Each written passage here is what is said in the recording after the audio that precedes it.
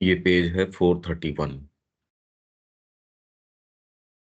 भारत की महानता का कीर्तिमान। Record of India's greatness. यह कहना कि भारत में जीवन की कोई महान या सजीव क्रियाशीलता नहीं रही है, बुद्ध के काल्पनिक व्यक्तित्व को और दूसरे अशोक के निष्प्रभ व्यक्तित्व को छोड़कर भारत में कोई और महान व्यक्ति नहीं हुए हैं, कि उसने कभी कोई संकल्प शक्ति नहीं प्रदर्शित की और कभी कोई महान कार्य नहीं किया। इतिहास के सारे तथ्यों के इतना विपरीत है कि केवल कोई पेशेवर छिद्रान्वेषी ही मामले की खोज में इस कथन को प्रस्तुत कर सकता है या इसे ऐसे भद्दे जोश के साथ पेश कर सकता है। ये किसी ने कहा होगा, या आर्चर कह रहा होगा, या जो लोग भारत के विरोध में कि यहाँ कोई ऐसी चीज नहीं रही। भारत जिया है और महानता के साथ जिया है, भले ही उसके विचारों और संस्थाओं पर कोई कैसा भी मत क्यों न प्रकाशित करे। आखिर जीवन का अर्थ ही क्या है और हम अत्यंत पूर्ण और महान रूप से जीना किसे कहते हैं? जीवन निश्चय ही और कुछ नहीं बल्कि मनुष्य की आत्मा, उसकी शक्तियों और क्षमताओं की एक रचना एवं सक्रिय आत्म अभिव्यक्ति है। उसके अस्तित्वमान होने, विचारने, सृजन करने, प्रेम और कर्म करने तथा संसिद्ध करने की संकल्प शक्ति है।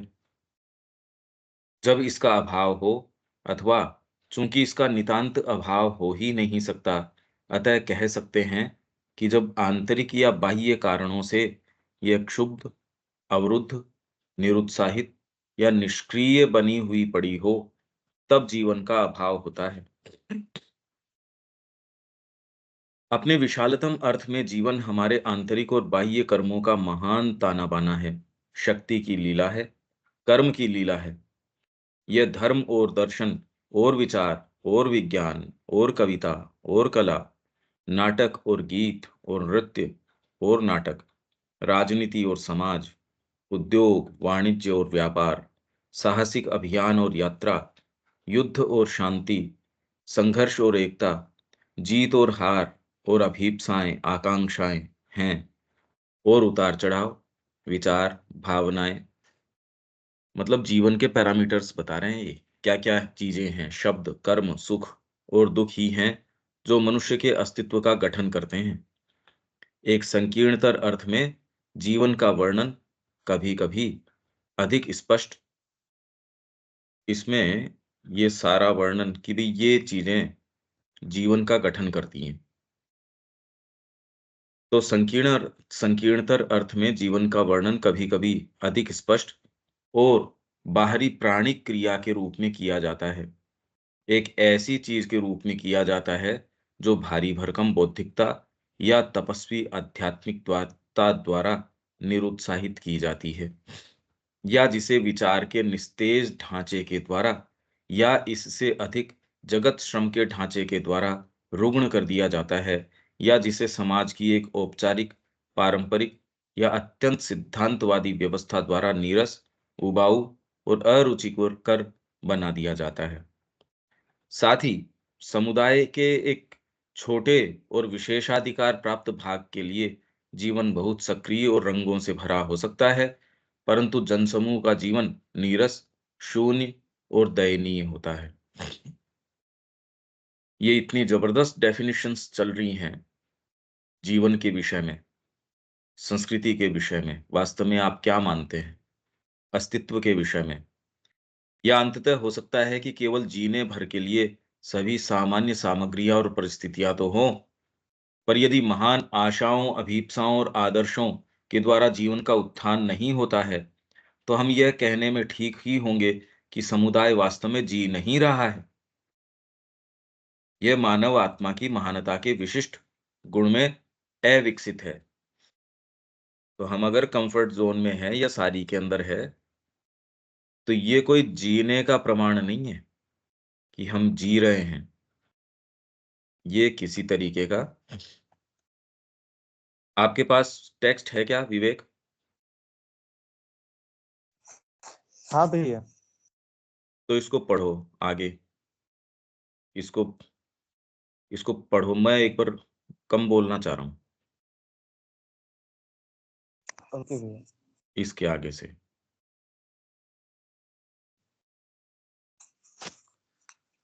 भारत के प्राचीन और मध्ययुगीन जीवन में उन चीजों में से किसी का भी अभाव नहीं था जो मानव जीवन की जीवंत एवं रोचक क्रियाशीलता का गठन करती है। इसके विपरीत वह रस रंग और आकर्षण से असाधारण रूप से भरपूर था।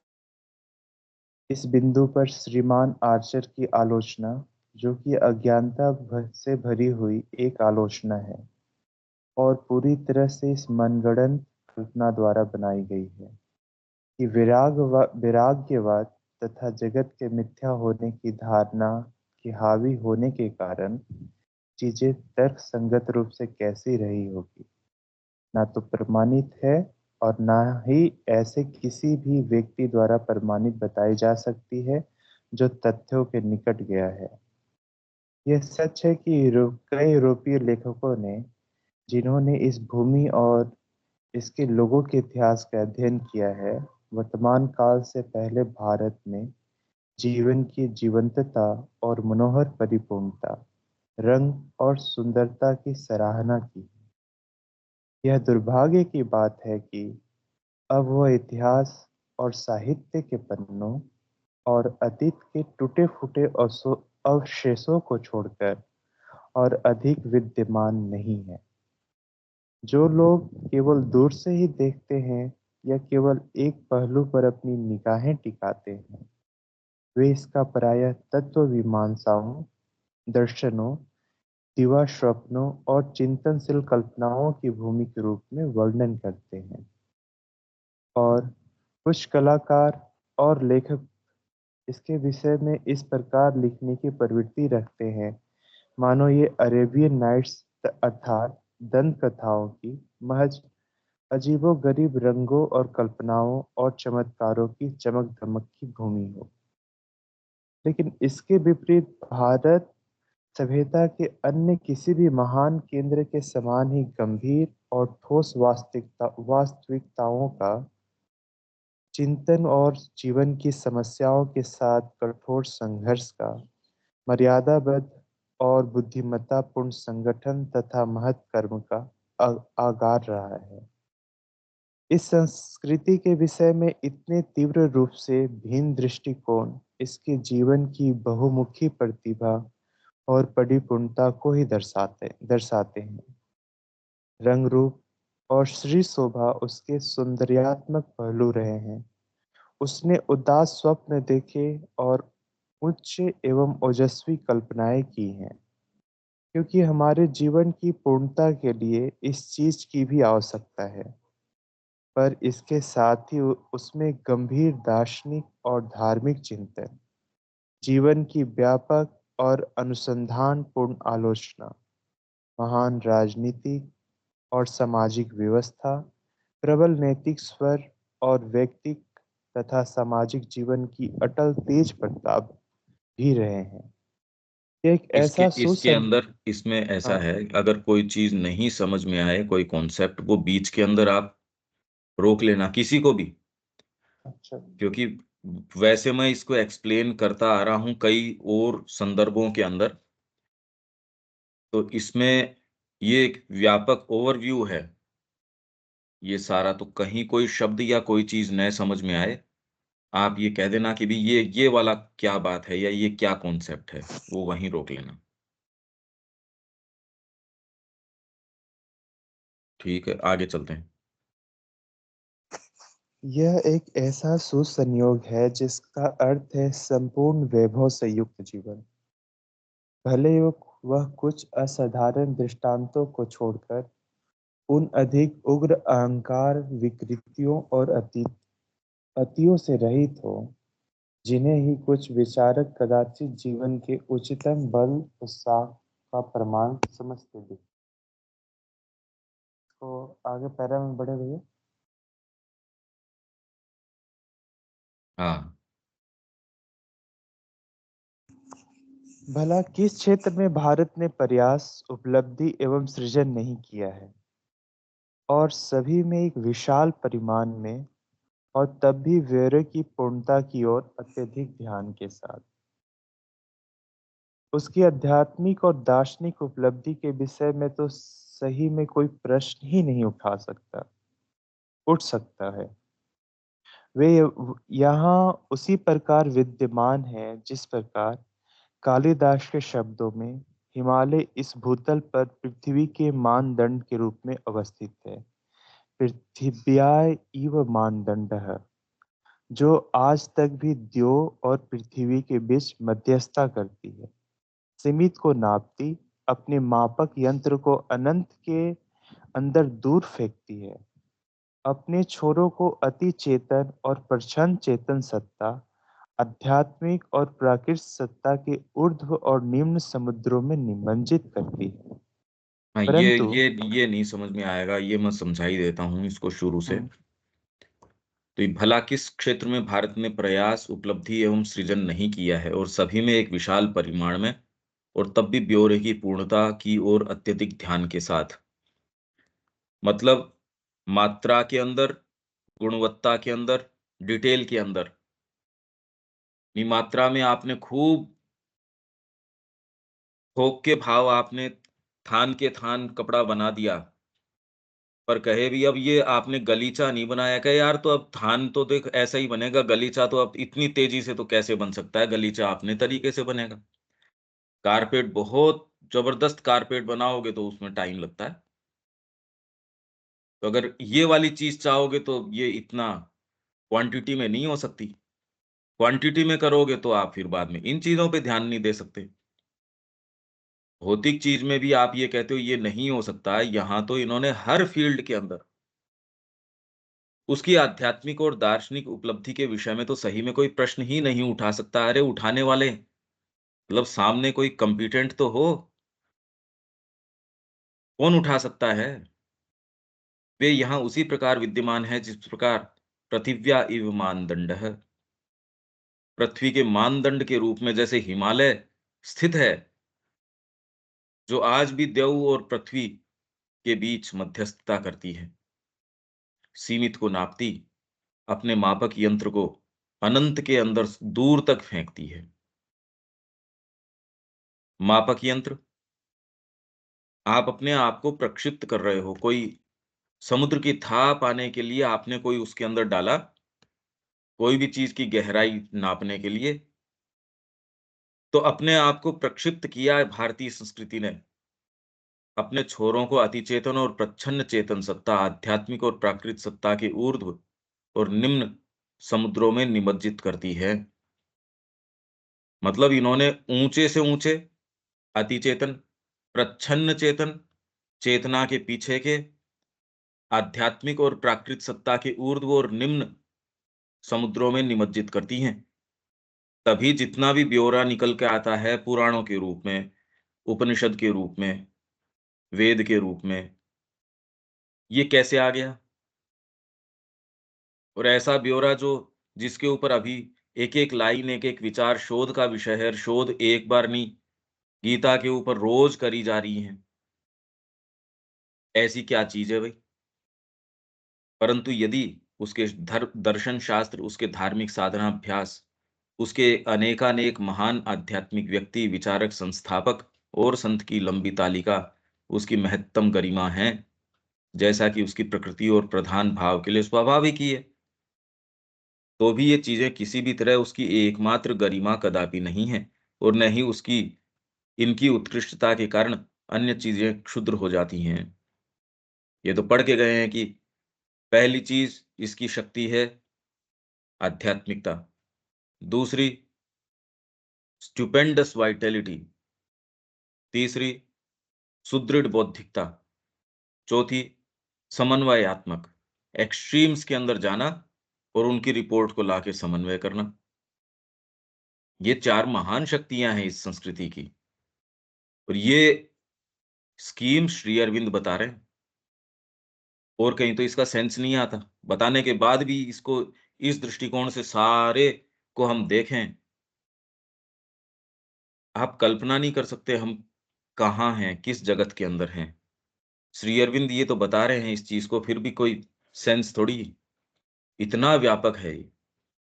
यह अब सिद्ध हो चुका है कि विज्ञान के क्षेत्र में वह वर्तमान युग के पूर्व के अन्य किसी भी राष्ट्र की अपेक्षा अधिक आगे गई थी। और यहाँ तक कि यूरोप अपने भौतिक विज्ञान के आरंभ के लिए भारत का उतना ही ऋणी है, जितना कि यूनान का। यद्यपि सीधे तौर पर नहीं, पर अरबियों के माध्यम से। और चाहे उसने अन्य देशों के समान ही प्रगति की होती, तो भी एक प्राचीन संस्कृति में वह एक प्रबल बौद्धिक जीवन का पर्याप्त प्रमाण होता। विशेषकर प्राचीन विज्ञान के मुख्य अंगों गणित, ज्योतिष और रसायन में उसने बहुतायत में तथा सम्यक रूप से खोज की और सिद्धांत स्थापित किए जो आज भी हैं। भौतिक विज्ञान के सिद्धांत हैं, कुछ-कुछ समय पे उनको चैलेंज किया जाता है, बदला जाता है। ये वैसे के वैसे ही स्थापित हैं तथा तर्क या परीक्षण के बल पर ऐसे कुछ वैज्ञानिक विचारों और आविष्कारों का पूर्वानुमान किया, जिन पर यूरोप पहले पहल पहल बहुत देर बाद ही पहुंचा, पर जिन्हें वह अपनी नई और पूर्णतर विधि के द्वारा एक अधिक दृढ़ आधार पर प्रतिष्ठित करने में समर्थ हुआ। शल्य तंत्र में वह साधनों उपकरणों से सुसंपन्न था, मतलब सर्जरी, और उसकी चिकित्सा पद्धति आज तक भी जीवित है, जीवित नहीं स्थापित है। ये धीरे-धीरे अब ट्रेस बैक कर रहे हैं, इसके ऊपर लौट रहे हैं। ये तो श्री अरविंद कब कह रहे हैं ये? उसमें अब तो तथा अभी तक अपना महत्व बनाए हुए है। यद्यपि बीच में इसके ज्ञान का ह्रास हो गया था और केवल वर्तमान समय में ही ये अपनी जीवनी शक्ति को पुनः प्राप्त कर रही है। साहित्य में तो ये इन फील्ड्स के अंदर ये बता रहे हैं कैसे। अब ये एक-एक फील्ड साहित्य में, मन बुद्धि के जीवन में उसने महान रूप में जीवन यापन किया और निर्माण किया। न केवल वेद, उपनिषद और गीता ही उसके पास हैं। ये कैसे आया ये हमारे कल्पना से परे है। हम इनफ विचार कर ही नहीं सकते इसका। एक-एक सूक्त इसका, एक ऐसा सूक्त है कि उसको उसको खोलो आप, खोलते रहो, खोलते रहो, खोलते रहो। इस क्षेत्र की उन अपेक्षाकृत कम महान पर फिर भी ओजस्वी या मनोरम कृतियों की हम चर्चा ही नहीं करते, जो धार्मिक और दार्शनिक काव्य के अतुलनीय स्मारक हैं और जिनकी कोटि की कोई भी बड़ी और विशेष मूल्यवान रचना करने में यूरोप कभी भी समर्थ नहीं हुआ है। अपितु उसके पास वह बृहत राष्ट्रीय कृति महाभारत भी है, जो अपनी परिधि में काव्य साहित्य को संग्रहित करता है और एक सुदीर्घ निर्माणकारी युग के जीवन को इतनी पूर्णता से अभिव्यक्त करता है कि एक प्रसिद्ध उक्ति में, जिसमें एक अति उपयुक्त सुभाषित की अतिरंजना के साथ-साथ कुछ औचित्य भी है। इसके संबंध में यह कहा गया है कि जो कुछ इस भारत मतलब महाभारत में नहीं है, वह भारतवर्ष में भी नहीं है। ठीक है, इसको पढ़ते रहो, मेरे को बीच में जहाँ महसूस होगा, मैं बीच के अंदर एक्सप्लेन कर दूँगा। ये हम लोगों ने पहले भी लगता है पढ़ा है भैया ये टेक्स्ट। हाँ, ये पढ़ा है ये। ये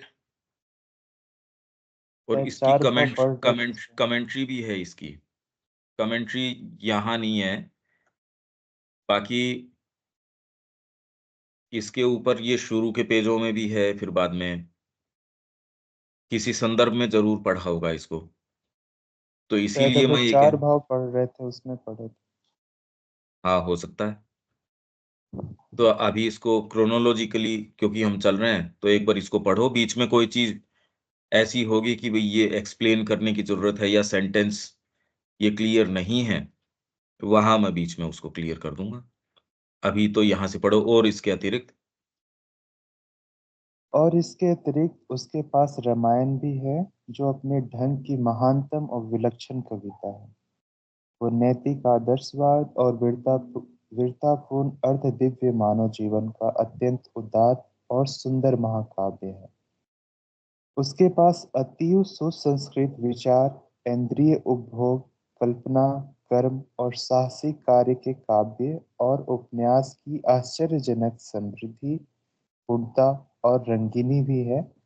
जो उसके अति उत्कृष्ट युग के उपासन उपन्यास साहित्य का गठन करती है, और न ही सृजन का यह सुदीर्घ अनवरत उत्साह संस्कृत भाषा की जीवनी शक्ति के नष्ट होने के साथ समाप्ति हो गया, बल्कि उसकी अन्य भाषाओं में, पहले तो पाली में और प्राकृत, दुर्भाग्यवश वो बहुत कुछ लुप्त हो गई है।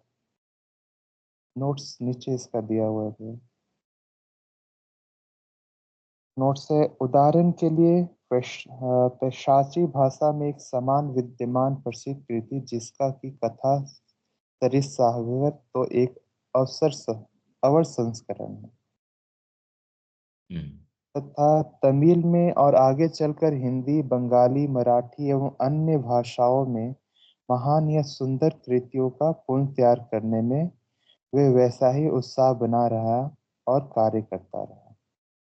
स्थापत्य कला, मूर्तिकला और चित्रकारी की उसकी सुदीर्घ परंपरा, तूफानी सदियों के समस्त विध्वंस के बाद भी जो कुछ शेष बचा है, उसमें भी अपनी कहानी आप ही कह रही है। पश्चिमी सौंदर्य विज्ञान का संकीर्तन संप्रदाय कि उसके विषय में कोई भी धारणा क्यों न स्थित करे, और कम से कम उसकी कार्यान्विति तथा कारीगरी की सूक्ष्मता से तथा भारतीय मन को अभिव्यक्त करने की उसकी क्षमता से इनकार नहीं किया जा सकता, फिर भी वह कम से कम एक अनवरत सृजन संबंधी क्रियाशीलता की साक्षी देती है, और सृजन जीवन का प्रमाण है, और महान सृजन जीवन की महानता। परंतु यह कहा जा सकता है कि ये सब चीजें मन की हैं, और भारत की बुद्धि, कल्पना शक्ति और सौंदर्य प्रिय मन सृजनशील रूप से सक्रिय रहे होंगे, पर फिर भी उसका बाह्य जीवन तो उत्साहहीन, निस्तेज, दीनहीन, वैराग्य के रंगों से धूमिल, संकल्प बल और व्यक्तित्व से शून्य, प्रभावहीन और निसफल ही रहा। इस कथन को गले के नीचे उतारना कठिन होगा, क्योंकि साहित्य, कला और विज्ञान जीवन की शून्यता में नहीं फूलते फलते। पर यहाँ भी तथ्य क्या है? भारत में केवल महान संतों, ऋषियों, विचारकों, धर्म संस्थापकों, कवियों, सृष्टाओं, वैज्ञानिकों, पंडितों, विद्वानों की ही लंबी तालिका नहीं रही। उसमें महान शासक, व्यवस्थापक, सैनिक, विजेता, महारथी, प्रबल सक्रिय संकल्प, योजना कुशल मन और रचनाकारी दृश्य शक्ति से संपन्न व्यक्ति भी हुए हैं। उसने युद्ध किए हैं और शासन भी किया है, व्यापार किया है, उपनिवेश बसाए और अपनी सभ्यता का प्रसार किया है, शासन पत्तियों का निर्माण किया और जातियों तथा समाजों का संगठन किया है। वह सब कुछ किया है जो कि महान जातियों की बाह्य कर्मशीलता का गठन करता है।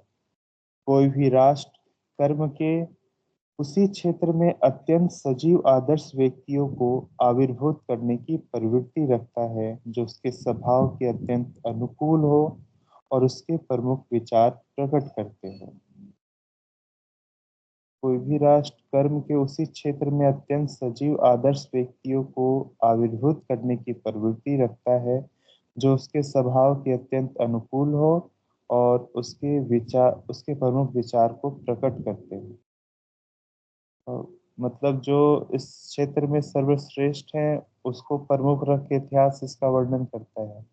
नहीं, रोमन सभ्यता के अंदर वो वैसे ही लोगों को उत्पन्न करेंगे कि उनका मूल भाव वो है। तो भारतीय संस्कृति के अंदर अपने मूल भाव के अनुरूप जो है, वैसे ही प्रकट करेंगे। आप जो उद्देश्य लेके चल रहे हो, कोई संस्था जो उद्देश्य लेके चल रही है, तो उसके जो टॉप मोस्ट अभिव्यक्ति होगी, वो तो उसके उद्देश्य के अनुरूप, अनुकूल होगी। तो वैसे ही यहाँ जो टॉप मोस्ट अभिव्यक्ति रही, वो वैसे लोगों की भी, यहाँ अगर आध्यात्मिक व्यक्ति हो रहे हैं, संत हो रहे हैं, अवतार आ रहे हैं, तो ये तो अनुकूल है, इसी के अनुरूप ही है, इसके स्वभाव के अनुरूप ही होगा। यहाँ आप चोर, डाकू, लुटेरे ये कहाँ से आ जाएंगे? और ये महानतम ऋषि, महानतम ये पर वो जीवन से कोई पलायन करके या जीवन की किसी चीज से, वो तो हर चीज के अंदर ये टॉप मोस्ट है। इसीलिए कह रहे हैं आध्यात्मिकता अभाव नहीं ला सकती, आध्यात्मिकता संपन्नता लेके आती है। ये पता नहीं ये प्रचलन में ये कैसे आई ये बातें। बाकी आध्यात्मिकता अभावात्मक नहीं है। ठीक है।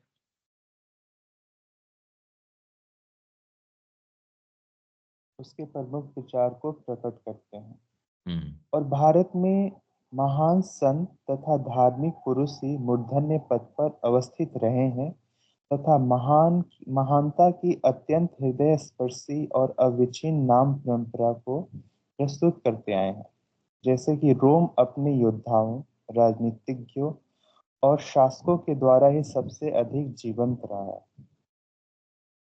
प्राचीन भारत में ऋषि सर्व प्रमुख व्यक्ति होता था, जिसके ठीक पीछे योद्धा का स्थान था, जबकि बाद के युग में सबसे अधिक ज्वलंत विशेषता है।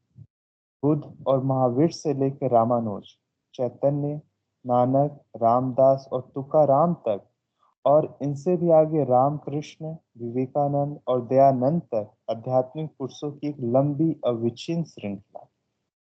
पर साथ ही प्रामाणिक इतिहास की प्रथम उषा से लेकर जो चंद्रगुप्त, चाणक्य, अशोक एवं गुप्त वंशी सम्राटों के प्रभावशाली व्यक्तित्व से आरंभ होती है और मध्य युग के अनेकानेक प्रसिद्ध हिंदू और मुस्लिम व्यक्तियों में से होती हुई बिल्कुल आधुनिक युग तक पहुंचती है।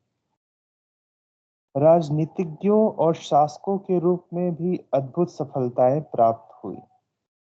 प्राचीन भारत में गणतंत्रों, अल्पजन राज्यों, जनतंत्रों तथा छोटे-छोटे राज्यों का जीवन था, जिनका कोई भी ऐतिहासिक ब्यौरा अब शेष नहीं है।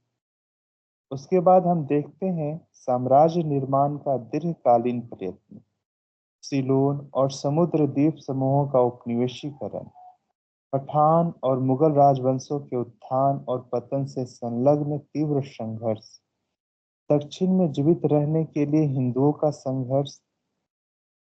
ये दक्षिण में हमेशा ये इस प्रकार का विचार आता है, हिंदुओं को एक संघर्ष का विचार आता है। आप भी बार बार इसका जिक्र करते हैं, विवेकानंद के भी पास ये जिक्र आता है। हम्म। दक्षिण में हिंदुओं को रहने के लिए संघर्ष करना पड़ा। इसका और जगह कहीं उल्लेख अभी तक मिला नहीं है। इसका कारण क्या रहा है कि वो हिंदुओं को दक्षिण में संघर्ष करना पड़ा, जबकि उनकी जिस प्रकार की मंदिरों की रचना या जिस प्रकार वो अ, शास्त्रों की उनका एक कल्चर अभी भी देखने को मिलता है, वैसे देख के लगता नहीं कि हिंदुओं को उधर संघर्ष का कुछ कारण रहा है। दक्षिण में जीवित रहने के लिए हिंदुओं का संघर्ष। हाँ।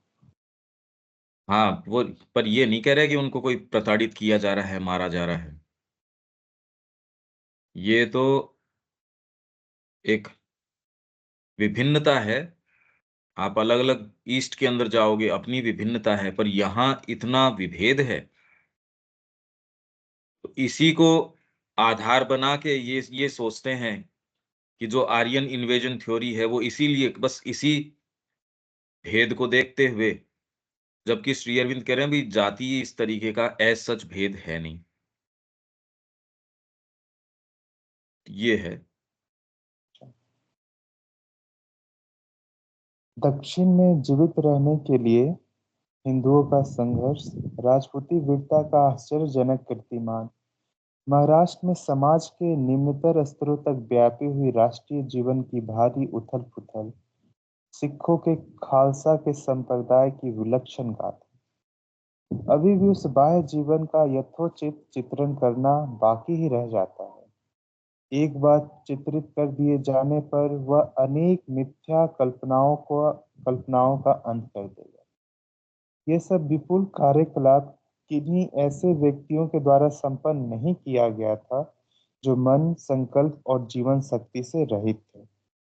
मानवता की ऐसी निस्तेज छायाओं के द्वारा नहीं किया गया था, जिनमें ओजस्वी मनुष्यत्व को विषाद में और सर्वविनाशक विरागवाद के बोझ के नीचे कुचल डाला गया था।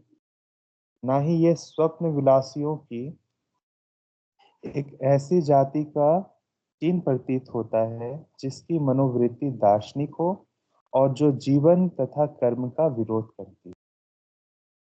वे कोई घास फूस के पुतले या निर्जीव एवं संकल्प शून्य मिट्टी के घोंघे या निःशक्त स्वप्न विलासी नहीं थे, जिन्होंने इस प्रकार कर्म किया, योजनाएं बनाई, विजय प्राप्त की, प्रशासन की महान प्रणालियों का निर्माण किया, राज्य और साम्राज्य स्थापित किए, काव्य, कला और स्थापत्य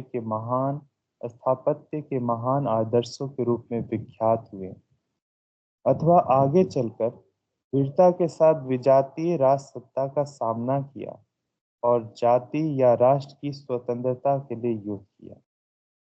और ना वह कोई जीवन रहित राष्ट्र ही था जिसने अपनी सत्ता और संस्कृति को सुरक्षित रखा और अब तक जीवित बना रहा, तथा निरंतर विरोधी परिस्थितियों के नित बढ़ते हुए दबाव के कारण सर्वदा नया नया जीवन प्राप्त करता रहा।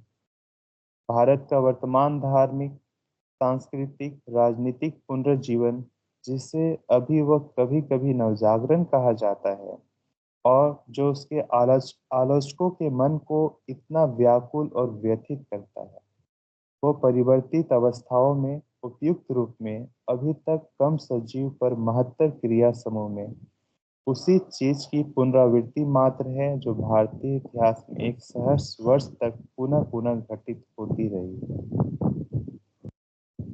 ये भारत का वर्तमान धार्मिक, सांस्कृतिक, राजनीतिक पुनर्जीवन जिसे अब कभी-कभी नवजागरण कहा जाता है, और जो उसके आलोचकों के मन को इतना व्याकुल और व्यथित करता है, वो परिवर्तित अवस्थाओं में उपयुक्त रूप में अभी तक कम सजीव पर महत्तर क्रिया समूह में उसी चीज की पुनरावृत्ति मात्र है जो भारतीय इतिहास में एक सहस्र वर्ष तक पुनः पुनर्घटित होती रही है। हम्म। ये क्या कहा जा रहा है?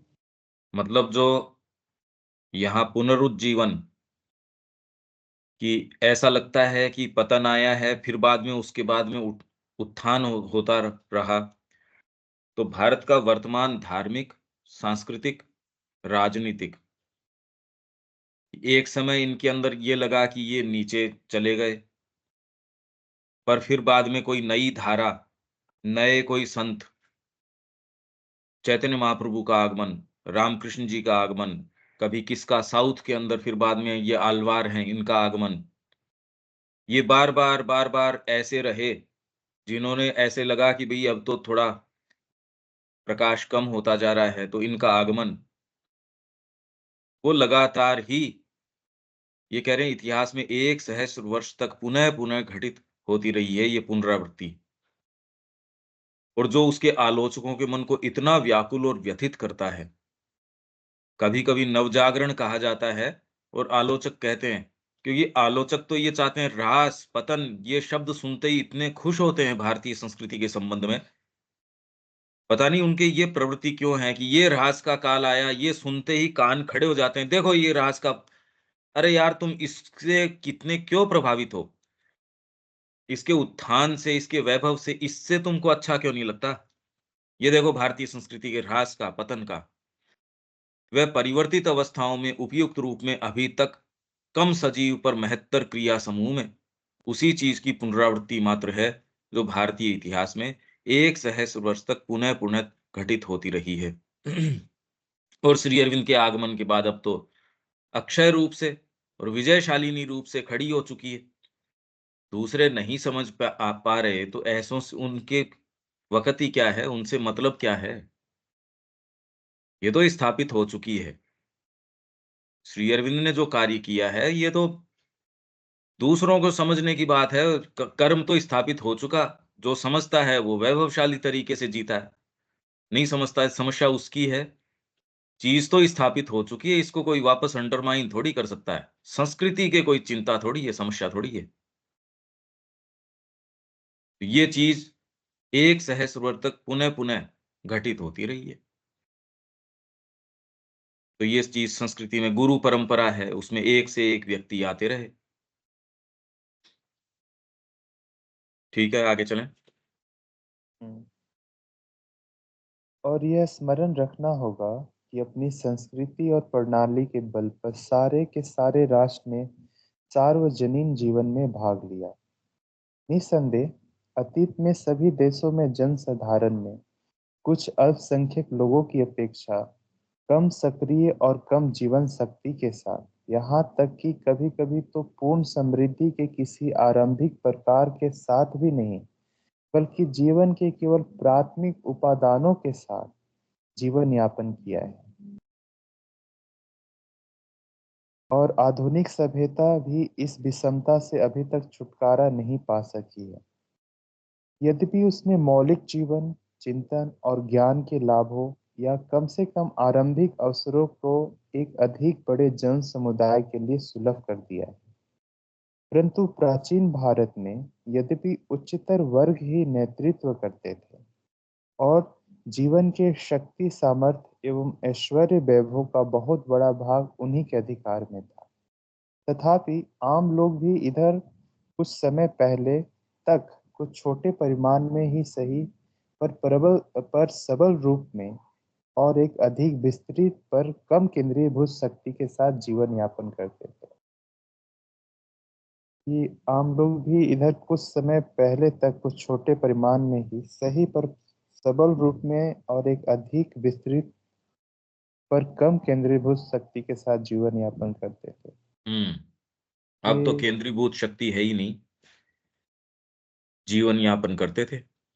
प्राचीन भारत में यद्यपि उच्चतर वर्ग ही नेतृत्व करते थे और जीवन के शक्ति, सामर्थ्य एवं ऐश्वर्य वैभव का बहुत बड़ा भाग उन्हीं के अधिकार में था। भई ये उच्चतर वर्ग वर्ग अगर बोलो तो इसमें शासन तंत्र जो है, उसमें जिसमें क्षात्र तेज है, जिस वर्ग से आता है, उसमें वो एक पर्टिकुलर वर्ग है, पर इसमें वो वर्ग की भी ये बात नहीं है ना, शासन कितने-कितने चेंज हुए। उसमें कोई नाई समुदाय से आ रहा है, कोई दर्जी है, कोई कहाँ है, कोई कहाँ है। तो ऐसी घटनाएँ हैं, पूरे के पूरे वंश कि वो क्षत्रिय हों, ये तो बात है नहीं। हाँ, वर्ग ये है तो वो तो जिस वर्ण की एक बात ही वही है, इससे नीचे-ऊँचे की बात नहीं हो रही। इसके अंदर ये है कि अब वैश्य है, वैश्य का इंक्लिनेशन ही अपनी उन उन एक्टिविटीज़ की तरफ होगा, वो शासन में जाएगा ही नहीं। ब्राह्मण का इंक्लिनेशन जो ये आपके क्षत्रिय है, उससे पूछेगा मेरी नीतियाँ क्या हैं? सारी चीज़ें क्या हैं? और जो शूद्र है, वो एकदम डिटेल्ड सर्विस के अंदर, वो कह रहा है मेरे को फुर्सत नहीं है, मैं क्यों जाऊँ? जब इंक्लिनेशन नहीं है, इसलिए ये उच्चतर वर्ग ऑटोमैटिकली। पर ये वर्गों का ऐसा है कि बीच-बीच के अंदर कई वर्ग जो है उन्होंने अपने पूरे के पूरे कार्य को छोड़ के दूसरा कार्य अपना लिया। तो इसलिए उच्चतर वर्ग ही नेतृत्व करते थे और जीवन के शक्ति, सामर्थ्य एवं ऐश्वर्य वैभव का बहुत बड़ा भाग उन्हीं के अधिकार में था। तथापि आम लोग भी इधर कुछ समय पहले तक कुछ छोटे परिमाण में ही सही, पर सबल रूप में और एक अधिक विस्तृत पर कम केंद्रीभूत शक्ति के साथ जीवन यापन करते थे। तो ऐसा नहीं है कि कोई निरंकुशता है। ये तो इंक्लिनेशन इस तरीके का आप कह रहे यार मैं ठीक है ये काम कर रहा हूँ मैं, किचन का काम मैं कर रहा हूँ, मैनेजमेंट का तू कर ले। बड़े-छोटे का कोई इसमें वो वाली बात नहीं है। उनका धार्मिक जीवन किसी अन्य देश के धार्मिक जीवन की अपेक्षा अधिक गहन था। दार्शनिकों के विचारों और संतों के प्रभाव का रसास्वादन वे अद्भुत सुगमता के साथ करते थे। उन्होंने बुद्ध के ये तथा उनके जो बा ये पीछे में जो आया कि केंद्रीभूत शक्ति के साथ जीवन यापन करते थे कम और केंद्रीभूत शक्ति। हाँ, कम केंद्रीभूत ये केंद्रीभूत शक्ति क्या है? ये नाई का समुदाय हो गया और वो एक साथ ही वो क्षत्रियों का तो एक हो गया, पर इसमें कोई एक समुदाय केंद्रीभूत शक्ति के साथ सेंट्रलाइज़्ड कोई उनके पावर है, उतने की नहीं, ग्रुप्स कई हो सकते हैं, उनका दबाव हो सकता है, पर शासन तो जो वर्ग है, शासन वाला वर्ग, इनकी इतनी सेंट्रलाइज़्ड नहीं है, छोटे-छोटे ग्रुप्स हैं। अभी भी छोटी-छोटी कुछ पार्टियां हैं, अपने क्षेत्र के अंदर उनका प्रभाव है, राष्ट्रीय प्रभाव उनका नहीं है। ऐसी पार्टियां तो हैं ही, लोकल के अंदर, हर स्थान के अंदर अपनी-अपनी छोटी-छोटी, छोटी-छोटी और वो काम करते हैं। कम केंद्रीभूत शक्ति, वहाँ सरकार का उतना हस्तक्षेप नहीं होता, तो ऐसे भी तो काम कर ही रहे हैं। भीलों के उसमें आप कबीले के अंदर या कई ऐसे स्थान हैं, वहाँ सरकार का बहुत ज़्यादा प्रवेश नहीं है। ऐसे लोगों का भई अभी जैसे आप ये कह रहे हो कि एक एक संगठन बन गया किसानों का, किसान आंदोलन के अंदर। अब कोई इनमें भी कितने-कितने थे, किसानों के अंदर भी भारतीय किसान मोर्चा या फिर भारतीय ये तो एक एक इन्होंने एक बना लिया। कम केंद्रीभूत शक्ति है जिस एरिया में काम कर रहे हैं। केंद्रीभूत सेंट्रलाइज़्ड तो है, इन्होंने अपना तरीका बना रखा है। उसके अंदर इनकी अपनी-अपनी चयन की प्रक्रिया भी होगी। ऐसी चीज़ें हैं, इनको हाइजैक भी कर लिया जाता है, जैसे कि हमने देखा कि जो आदमी है वो फिर बाद में पॉलिटिकली वो इधर जाना, फिर उसको प्रभावित करना। अभी ये कुछ हैं, पहले ये कह रहे हैं उस समय ज़्यादा थी। पर ये तो एक नेचुरल सा फिनोमिना है। उस समाज विशेष के अंदर आप ही कह रहे हो हम अपने समाज की चीज़ें तो हम ही समझेंगे। तो इसलिए एक केंद्रीभूत, कम केंद्रीभूत क्योंकि आप एक सबसेट हो, कोई राष्ट्रीय स्तर के ऊपर कोई शासन तंत्र है। पहले में अब में फ़र्क पड़ गया। अब क्योंकि पहले कोई एक पूरा एक राष्ट्र या उस तरीके का भाव नहीं, सारे अपने आराम से रह रहे हैं। अब धीरे-धीरे जो चीज़ में फ़र्क आया है, फिर भी मैं एक उदाहरण के रूप में आपको दे रहा हूँ, कि ऐसे कुछ संगठन हैं, कम केंद्रीभूत, केंद्रीभूत तो हैं, पार्टियाँ हैं, चीज़ें हैं, संगठन हैं ही इस तरीके के। ठीक है? हाँ भैया। हुँ, आगे? उनका धार्मिक जीवन किसी अन्य देश के धार्मिक जीवन की अपेक्षा अधिक गहन था। दार्शनिकों के विचारों और संतों के प्रभाव का रसास्वादन वे अद्भुत सुगमता के साथ करते थे।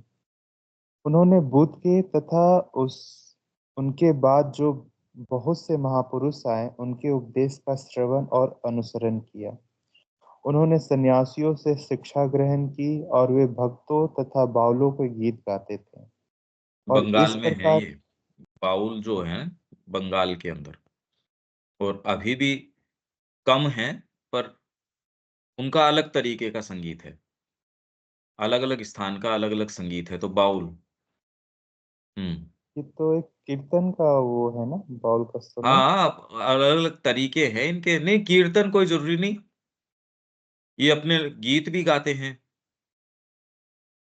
भई आज राजस्थान के अंदर आप ये कहें तो इसके अंदर गीत है, संगीत है। इसमें ज़्यादा पुट तो फिर बाद में आपके जो भक्त हुए हैं उनका है।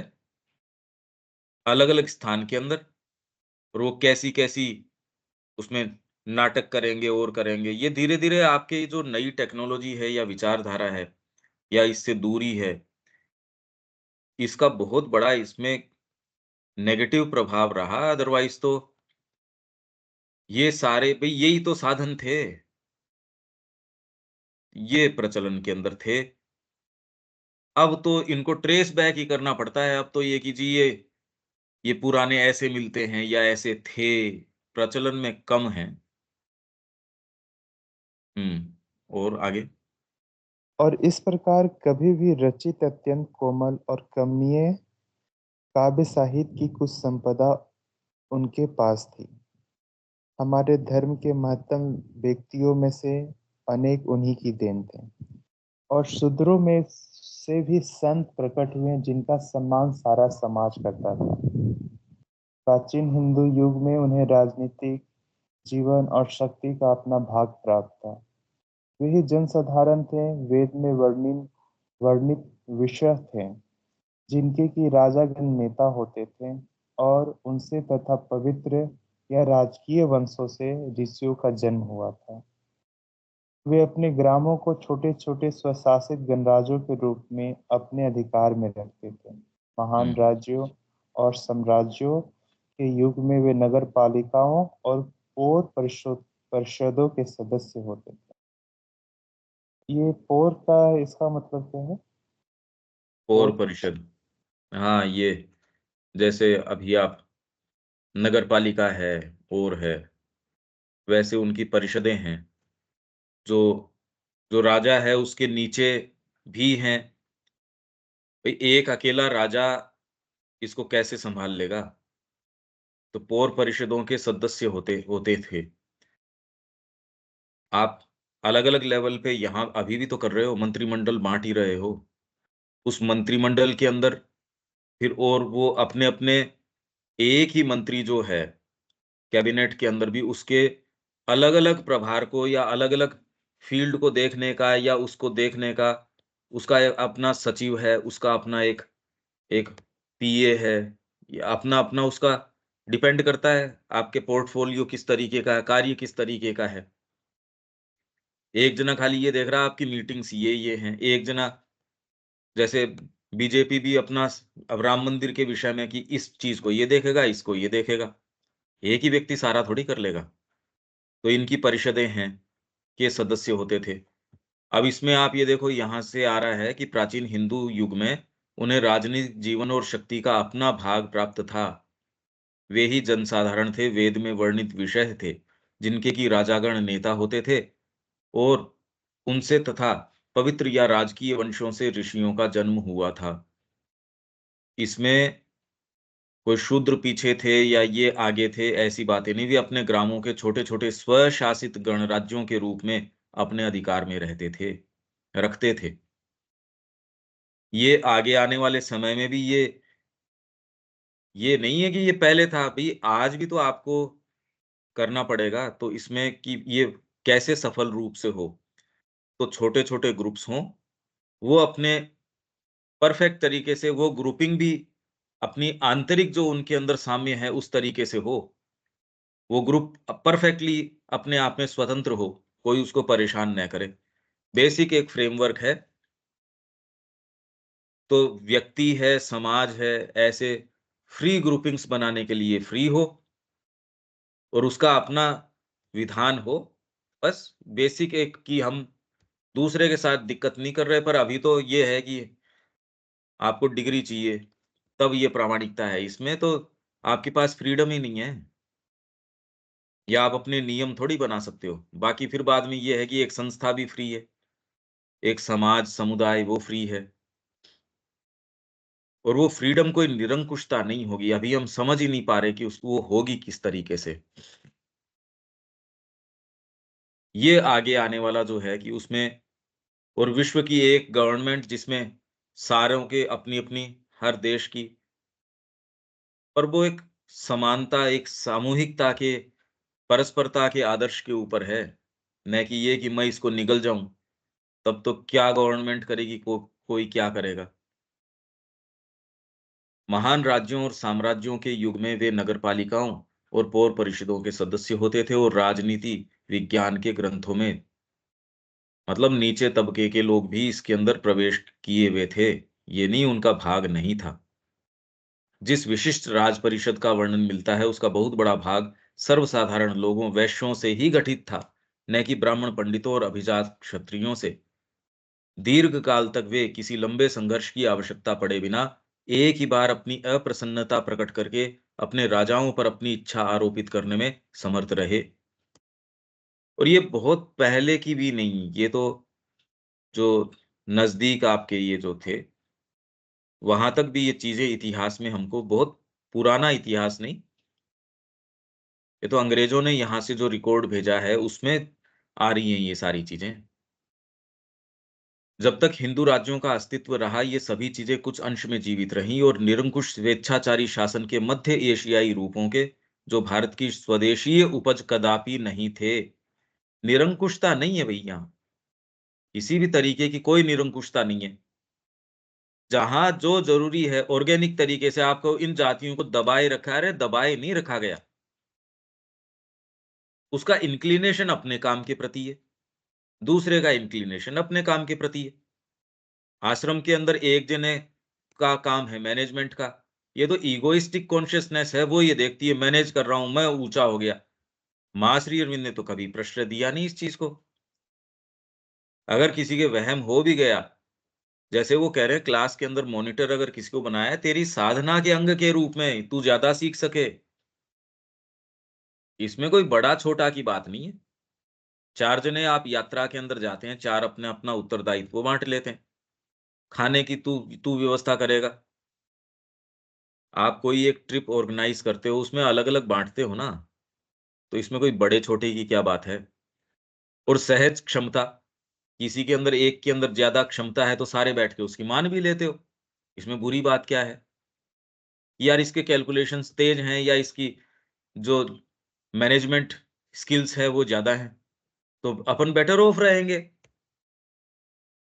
ये तो अहंकार है बीच के अंदर, जो आपको ये चीज़ न तो समझने देता, न ऐसी कोई चीज़ होने देता। तो ये स्वदेशी उपज कदापि नहीं थे। आप अहम की चेतना से देखोगे कभी नहीं समझ पाओगे। जैसे उस इस उदाहरण को भी आप देखोगे, क्या पीड़ा हो रही है? घर के ऊपर पिताजी की बात मानने के अंदर कहीं किसी को कोई दिक्कत ही नहीं है। और अगर पिताजी कोई चीज़ को इंसिस्ट कर रहे हैं, वो भी इसलिए कोई उसके कल्याण के हिसाब से कि यार इसका भला इसके अंदर है। ये नहीं कि अपनी बात को मनवाने के लिए। अब ये तो एक अगर आप परिवार का कॉन्सेप्ट समझते हो, सही क्या होना चाहिए इसको समझते हो तो ये बात समझ जाओगे। इसको नहीं समझते तो आप कह दोगे ये अपनी बात लाद रहा है। इसलिए भारतीय संस्कृति को आप अगर ये न समझो, तो कैसे समझ सकते हो? भारत में प्रविष्ट होने पर भी उस पुरानी व्यवस्था का कुछ अंश बचा रहा।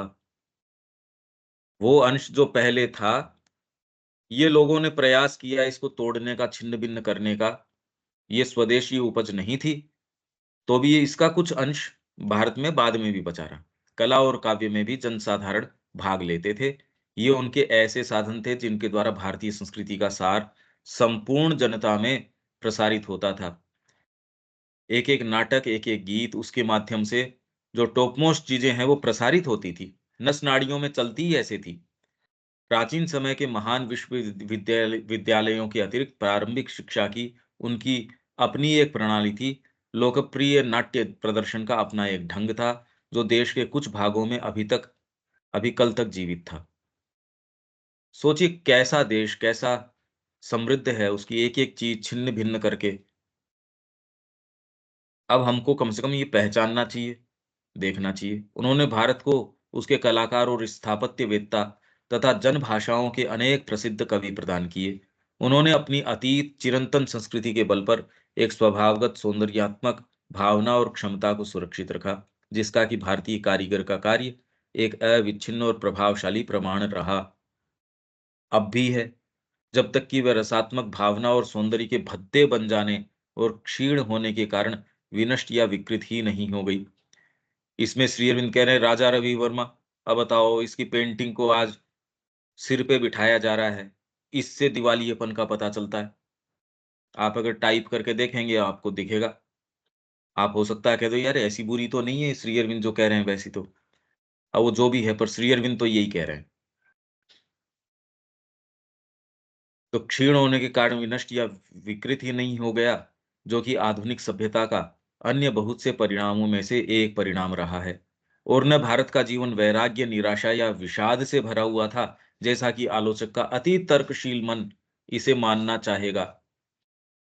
यहाँ तो साहब बाल विवाह हो जाता था, उसके बाद में अगर वो नहीं रहा तो अब ये सारी पिक्चर विषाद के अंदर, सब टोटल विषाद के अंदर।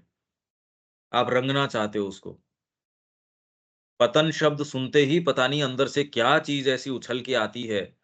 सो कॉल्ड भारतीय उनके भी, वो क्यों उसके ऊपर इतना आग्रह रखते हैं? इसका बाह्य रूप अन्य देशों की अपेक्षा अधिक शांत है। इसमें परदेशियों के सामने एक विशेष प्रकार की गंभीरता और संयम देखा जाता है। ये बड़ी इम्पोर्टेंट बात है, जो विदेशी पर्यवेक्षक को धोखे में डालता है और हाल के युग में इस पर वैराग्य और दरिद्रता। आप एक व्यक्ति ऐसा है जो अतिथि के सामने जो सामने व्यक्ति आता है उसके सामने बड़ा काम एंड कंपोज्ड जैसे जापान के बारे में कल शाम को ही हम पढ़ रहे थे। ये राष्ट्रीय तरीका है इनका, ये बहुत संयमित है, तो दूसरे इसको धोखे में डाल देता है। विदेशी ऑब्जर्वर है उसको कि ये ऐसे हैं, धोखे में डालता, और हाल के युग में इस पर वैराग्य और दरिद्रता तथा अति नैतिक प्रवृत्ति की बुद्धि का प्रभाव पड़ा है। परंतु देश के साहित्य में चित्रित जीवन प्रसन्न और प्राणवंत है, और यहाँ तक कि आज भी स्वभाव की अन्य विविधताओं और विषाद उत्पन्न करने वाली अनेकों शक्तियां होते हुए भी जीवन के उतार चढ़ावों में हास परिहास, विनम्र नमनीयता और समचित्तता भारतीय चरित्र के अत्यंत स्पष्ट लक्षण हैं। हम तो इन बातों को ही नहीं समझते। एक्चुअल में यदि बात करी जाए, ये कैसे है, क्या है, श्री अरविंद की जो कितनी डीप उसमें पेनिट्रेशन है, और इसमें कोई फर्क नहीं है। और एक एक शब्द भी अपने अपने अंदर पूरा पूरा इतिहास, पूरा पूरा साहित्य, एक फील्ड लिए हुए है, एक शब्द नहीं है अपने आप में ये। अतएव भारतीय जन में अपनी संस्कृति के परिणाम स्वरूप जीवन इच्छा शक्ति और क्रियाशीलता के अभाव का सिद्धांत एक कपोल कल्पना है। जीवन इच्छा शक्ति और क्रियाशीलता इनमें नहीं रही। मतलब ये कह रहे हैं कि ये भारतीय लोग जो हैं, न इनमें कल्पना थी, न इनमें सृजन करने की क्षमता थी। अब ये बताओ, ये कैसे ये बात ये गले उतारने की, और फिर भी हमारे जो भारतीय लोग हैं, वो भी खूब प्रेम से इनके गले उतर चुकी है ये। मतलब ये कमाल हो गया ना।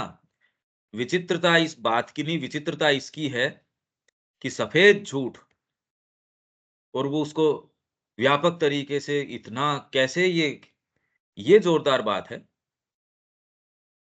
ये हम समय हो गया कल ये, और ये बहुत ज्यादा गंभीरता में ये देखो, ये हमारा नया तो फील्ड है ये कला वाला, ये हमारे लिए बड़ा टर्स भी होने वाला है, रिवीलिंग भी है ये रिवीलिंग भी होगा, क्योंकि कला में उस तरीके से प्रवेश, ये विवेक तो थोड़ी बहुत कला करता है मेरे ख्याल से। बाकी तो अब इसमें कोशिश करेंगे, ठीक है। ये सारा वर्णन तो अब ये अपने स्तर पे देखने का है देविका जी। और कोई बात है क्या इसमें? नहीं पंकज भाई, अभी तो कोई नहीं, कोई प्रश्न नहीं, वो पढ़ना पड़ेगा दोबारा से ना सारा खुद। हाँ, ये कई मौकों पे जैसे विवेक कह रहा है, ये बार बार रिपीट हो चुका है। हाँ जी। ठीक। हाँ दीपक जी, ठीक है, और कोई बात है इसमें? हाँ, और इस बारे में अपनी सनातन धर्म वाली पुस्तक में ये भी बहुत क्लियर लिखा गया है कि उनको ऐसा क्यों दिखता है हमारा संस्कृति, ऐसा वो लोग क्यों नीचे दृष्टिकोण से वो लोग देखते हैं। बहुत अच्छा जवाब उसमें बनाया गया है और विस्तृत हाँ। रूप में दिया गया है। हम्म। वो तो डील ही इन प्रश्नों से कर रही है सनातन धर्म वाली पुस्तक, क्योंकि ये एक ऐसे प्रश्न हैं जो जो फैले हुए हैं, ये भ्रांतियां हैं। तो ये मेरा तो आग्रह ये है कि ये हर भारतीय के पास, इसीलिए हम इसको सब्सिडी के अंदर दे रहे हैं। ये जो पुस्तक है अपनी सनातन धर्म वाली,